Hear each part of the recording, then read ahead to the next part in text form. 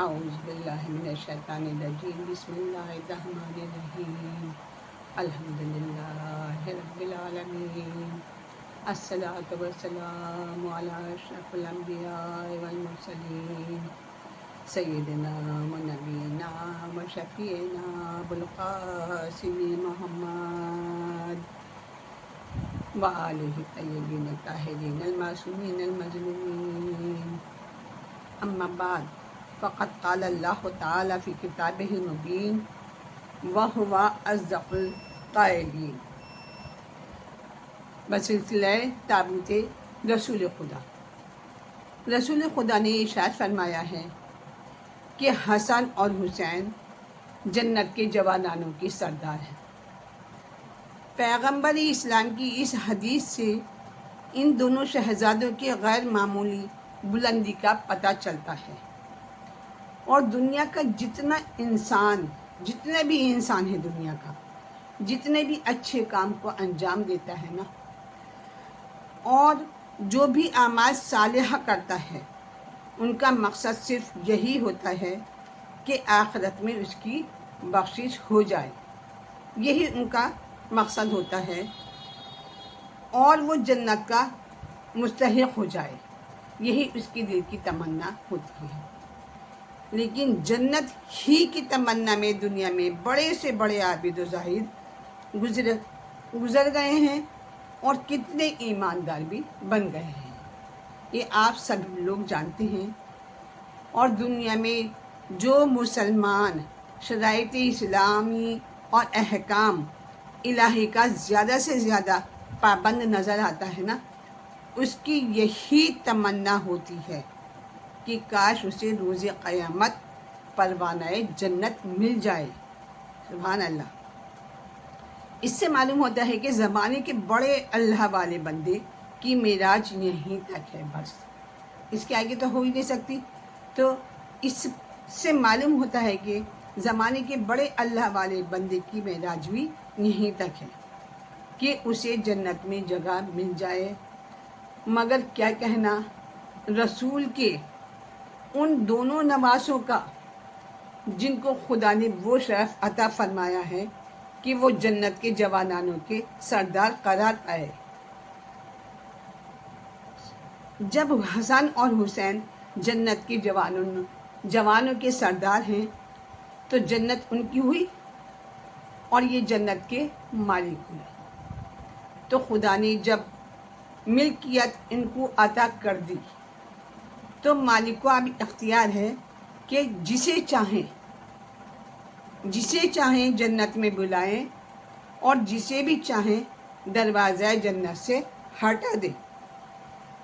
خداوند عالم نے کیا اچھا نظام قرار دیا ہے کہ رسول کو مالک نہیں قرار دیا، علی کو قاسم قرار دیا، اور ان دونوں شہزادوں کو سردار جنت بنا دیا۔ اب جسے نجات چاہیے وہ رسول کی رسالت سے پہلے پڑھے، اور جسے نجات چاہیے وہ رسول کی رسالت سے پڑھے، اور اپنی عبادتوں سے پہلے علی کی ولایت کا اقرار کر لے، اور حسن و حسین کو اپنا سردار تسلیم کر لے، تب تو جنت میں جا سکتا ہے، ورنہ اس میں کسی سے دشمنی رکھ کے بہشت میں جانا کیسا خوشبو کی جنت بھی نہیں سونگھ سکتا ہے۔ اللہ آج 28 سفر ہے، آج دوہری شہادتوں کی تاریخ ہے، یعنی آج کی ہی جو تاریخ ہے وہ رسول خدا کی وفات بھی ہوئی ہے، اور آج ہمارے دوسرے امام حسن بھی شہید ہوئے ہیں۔ تو اس لیے میں چاہتی ہوں کہ نانا اور نوازے دونوں کے تھوڑے سے فضائل پڑھ سک کر اپنے مسائل پڑھوں، مطلب پہلے فضائل پڑھوں رسول خدا کے اور امام حسن کے، اس کے بعد میں ان کے مسائل پڑھوں۔ تو خداوند عالم نے جن صفات سے اپنے حبیب محمد مصطفیٰ کو آراستہ کر کے بھیجا تھا وہی ساری صفات امام حسن میں بھی موجود تھے۔ رسول خدا کی ایک نمایاں صفت جن کا اخلاق تھا، ان کا اخلاق یہ تھا کہ جس کی تعریف قرآن مجید میں بھی ذکر کی گئی ہے، جس کی تعریف قرآن مجید نے بھی کی ہے۔ آپ کے خلق الرحم کے متعلق ایک بہت ہی مشہور واقعہ میں آپ کو سناتی ہوں کہ آپ ہر روز ایک کوچے سے گزر فرماتے تھے۔ ایک یہودی جو آپ کی بہت زیادہ دشمن تھی، وہ دن بھر کا سارا کوڑا کرکٹ سب سمیٹ کر رکھتی تھی، اور جب حضور گزرتے تھے تو کوٹھے پر سے وہ کیا کرتی تھی، سارا کوڑا کرکٹ آپ کے سر مبارک پر ڈال دیا کرتی تھی، پھینک دیا کرتی تھی۔ آپ بجائے غضبناک اور غصہ ہونے کے مسکرا کر گزر جاتے تھے۔ تو اتفاق سے ایک روز ایسا بھی ہوا، اتفاق سے ایک روز ایسا نہ ہوا کہ دریافت کرنے پر پتہ چلا کہ اس نے آج کوڑا نہیں پھینکا۔ کیوں نہیں پھینکا؟ تو دریافت کرنے پر پتہ چلا کہ وہ بیمار ہے۔ بس یہ سنتے ہی فوراً رسول خدا اس کے گھر تشریف لے گئے۔ یہودیہ رسول خدا کی صورت دیکھتے ہی گھبرا گئی اور بولی، اے آمنہ کے لال، بدلہ لینے اب آئے ہو جب میں لاچار ہوں؟ رحمت العالمین نے فرمایا، تو پریشان نہ ہو، پریشان بالکل نہ ہو، محمد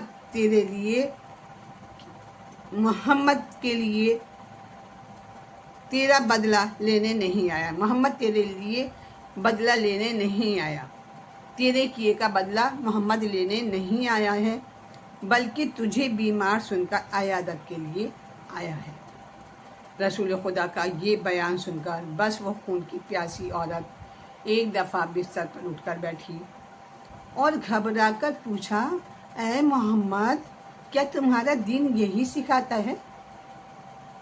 ناچار، اچھا تو پھر گواہ رہنا، اشہد ان لا الہ الا اللہ۔ اس عورت نے کلمہ پڑھا۔ بس یہ تھا ہمارے رسول کا اخلاق۔ اب ذرا امام حسن کے رحم و کرم کے متعلق بھی ایک چھوٹی سی روایت میں آپ کو سنانا چاہتا ہوں کہ ایک مرتبہ امام حسن گھوڑے پر سوار ہو کر کہیں تشریف لے جا رہے تھے کہ ناگہاں ایک شامی، ایک ان کا دشمن سامنے آیا اور حضرت کو برا بھلا کہنے لگا۔ جب وہ اپنی بکواس ختم کر چکا تو اس کی طرف سے متوجہ ہوئے اس آدمی سے، اب پہلے تو اس کو شخص کو سلام کیا، پھر نرمی سے فرمایا، میں جانتا ہوں کہ تو صاحب ہدایت ہے، اگر کسی چیز کا مجھ سے سوال کر تو میں تجھے پورا کروں تیرے سوال کو، اور اگر تو ہدایت چاہتا ہے تو میں تیری ہدایت کروں، اور اگر تو سواری چاہتا ہے تو تجھے میں سواری بھی عطا کروں، اور اگر تو بھوکا ہے تو میں تجھے سیر کروں، پیٹ بھر کے تجھے کھانا کھلاؤں، اور اگر لباس چاہتا ہے تو لباس کی ضرورت ہو تو میں لباس تجھے دے دوں، اور اگر محتاج ہے تو میں تجھے غنی کر دوں، اور اگر رہنے کو مکان نہ ہو تو میں تیرے ساتھ چل کر تجھے مکان دے دوں۔ یہ تھا ہمارے امام حسن کا۔ حضرت کا یہ سلسلہ کلام سن کر وہ کہنے لگا، آج سے پہلے میں نے آپ کا بدترین دشمن تھا، آج سے پہلے میں آپ کا بدترین دشمن تھا، اور آج سے آپ کا میں بہترین دوست بن گیا۔ میں گواہی دیتا ہوں کہ آپ ہی زمین پر خلیفہ برحق ہیں۔ بس یہ کہہ کر پیروں پر گر پڑا اور کہنے لگا، کیا کہنے لگا کہ میری غلطی معاف فرمائیے اور مجھے کلمہ تعلیم فرمائیے۔ کیا کہنے، آپ نے اسے وہیں مسلمان بنا دیا۔ اللہم صلی علی محمد وآل محمد وعجل فرجہ۔ یہ تھا ہمارے رسول اور ہمارے امام حسن کا خلق و کرم۔ کیا کہنا محمد والے محمد کی فضیلتوں کا کہ تعداد میں تو کل 12 تھے، امام. کیا کہنا محمد والے محمد کی فضیلتوں کا کہ تعداد میں تو 12 تھے، مگر سیرت میں اور کردار میں، رفتار میں، گفتار میں ہر ایک محمد تھا. جبھی تو رسول خدا نے ارشاد فرمایا، جبھی تو رسول خدا صلی اللہ علیہ وآلہ وسلم نے ارشاد فرمایا کہ میرا اول بھی محمد، میرا اوسط بھی محمد، اور میرا آخر بھی محمد. میرے آخری بھی محمد، ہمارے کل کے کل محمد ہیں. تو صرف اتنا ہی نہیں، بلکہ رسول نے وقت وفات وصیت کی تھی کہ جو میرے بعد ان کے دامن سے متمسک رہے گا وہ میرے پاس حوض کوثر پر پہنچے، اور جو ان سے منہ موڑے گا وہ گمراہی کے سمندر میں غرق ہو جائے گا. تو کتنی افسوس کی بات ہے بتائیے کہ مسلمان جس رسول خدا صلی اللہ علیہ وسلم کا کلمہ پڑھیں، نہ ان کی زندگی کی بات ایسی پاکیزہ آل کو ایک منٹ چین سے بیٹھنے نہ دیا گیا. دنیا کا دستور ہے، آپ جانتے ہیں کہ جس سے دشمنی ہوتی ہے زندگی میں اسے ستایا جاتا ہے، لیکن ظلم اسی کے اوپر کیے جاتے ہیں، مگر مرنے کے بعد سلسلہ مظالم ختم ہو جاتا ہے، اور موت کے بعد دشمنی میت کا احترام کرتے ہیں، لیکن پھر اس کی دشمنی کا حوصلہ اس کی لاش سے نہیں نکالا جاتا ہے. یہ دنیا کا دستور ہے، مگر ہائے افسوس یہ دستور بالکل نرالا تھا جو غریب مسافروں کے لیے اٹھا رکھا تھا. ہائے میرا پیاسا حسین، ارے جن پر ہولناک صحرا میں پانی بند کر دیا گیا، وطن سے دور رہ کی تھکان، 18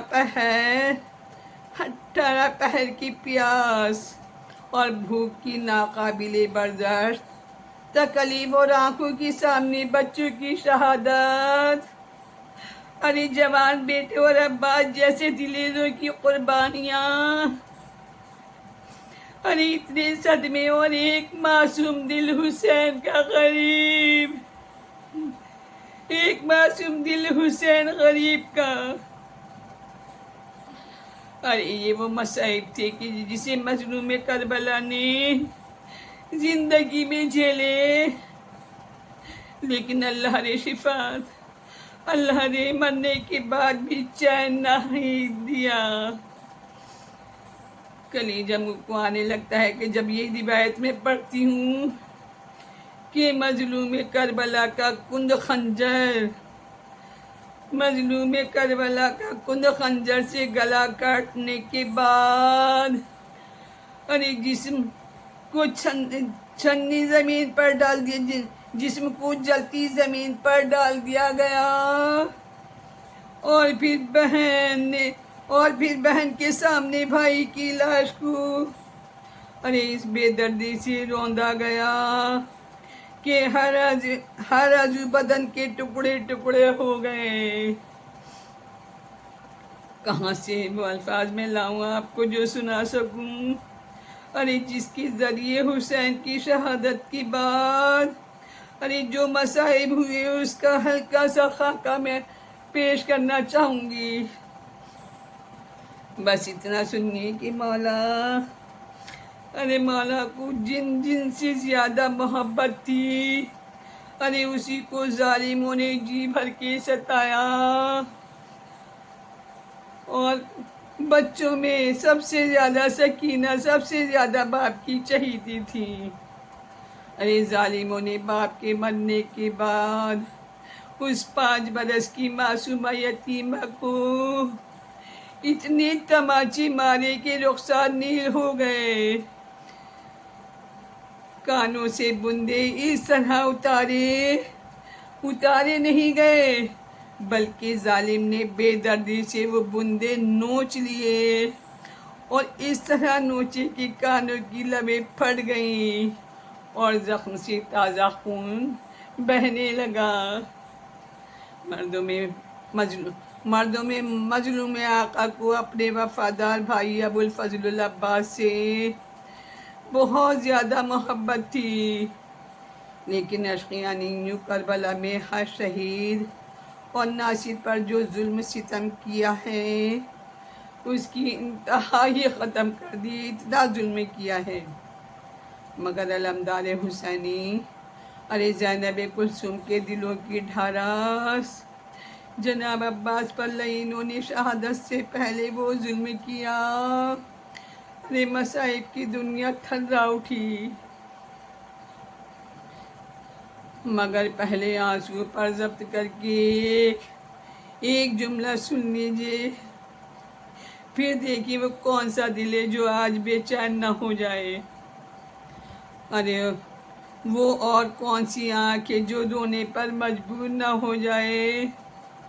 کربلا میں اگر عباس اس ہستی کا نام ہے اور اس غیرت دار کردار کا نام ہے، ارے جس نے آخری وقت میں اپنی ساری تکالیف، سارے مصائب بالکل بھلا کر ارے پورے قافلے کی ذمہ داری کا بوجھ اپنے کلیجے پر لے لیا، یہ اس شیر کا دل تھا جس میں تمام بچوں کی پیاس کا احساس اور تمام بیویوں کی عزت و حرمت کا احساس سمٹ آیا تھا۔ واقعات گواہ ہیں کہ بچوں کی الاتش کی صدائیں سن کر ارے پورے قافلے میں تنہا عباس وہ تھے کہ بے حد بے چین ہو کر اٹھ کھڑے ہوئے اور اپنی شاید پیاس بھلا کر کئی کنویں کھودے تاکہ پیاس بجھ جائے، بس یہی نہیں بلکہ کلثوم کو شب عاشور دلاسا دینے والا بھی یہی وفادار بھائی تھا، یہی وفادار تھا کہ کربلا کے درندے صفت عشقیہ نے یوں تو کسی کو زندہ نہیں چھوڑا، لیکن سب کو تڑپا کر مارا، لیکن شیر دل عباس کی شہادت ارے کلیجہ ہلا دینے والی شہادت ہے۔ کس طرح شہید کیا سنیے دھیان سے۔ ارے پہلے دشمنوں نے چاروں طرف سے گھیر کر دھوکے سے دونوں ہاتھ قلم کیے، ہاتھوں کے بہتے ہوئے خون اور تکلیف پر قابو پا کر ارے جب شیر نے مشق کو دانتوں میں سنبھالی تو مشق پر تیر لگا اور سر پر بھرپور گرز پڑا۔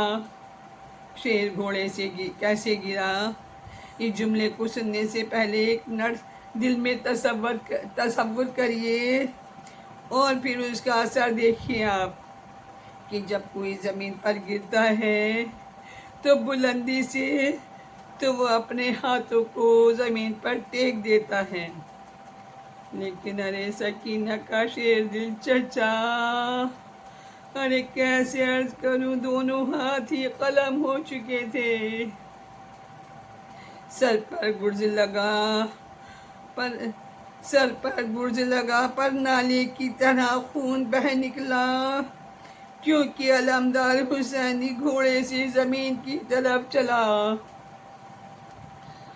اب جو زمین پر گرا تو منہ کے بل گرے، ہاتھ کہاں تھے جو ٹپکتے زمین پر، جو ٹیکتے زمین کربلا پر۔ زمین کربلا تھرا اٹھی اور فرات کی مچھلیاں تڑپ کر ساحل پر آ گئیں۔ آخری کلام میں بتاتی میں آپ کو، ادھر علمدار حسینی زمین پر گرا، درندے جھپٹے ترائی میں خون میں نہائے مجبور شیر کو ایڑیاں رگڑتے ہوئے دیکھا گیا۔ ارے کسی نے منہ پر نیزہ مارا، کوئی تلوار لگا گیا، ارے کسی ملعون نے سر پر پتھر مارا۔ ارے کہاں تو زندگی میں جناب عباس اتنے دراز قد کے تھے کہ جب گھوڑے پر بیٹھتے تھے تو پیر رکابوں کے نیچے پہنچتے تھے، مگر افسوس ارے جب آپ کی قبر بنی تو اتنی چھوٹی سی کہ جیسے ایک بچے کی قبر ہو۔ چوتھے امام سے منقول ہے کہ جب میں اپنی چچا کی میت پر پہنچا اور دشمنوں نے میرے بہادر چچا کی میت کو اتنا پامال کر ڈالا تھا کہ لاش اٹھانا بھی ممکن نہ ہو سکا۔ ایک چادر میں لاش کے ٹکڑے اکٹھے کر کے ارے رکھ لیے اور ایک چھوٹی سی قبر بنا کر دفن کر دیا۔ الا لعنت اللہ علی القوم الکاذبین۔ اللہم صلی علی محمد۔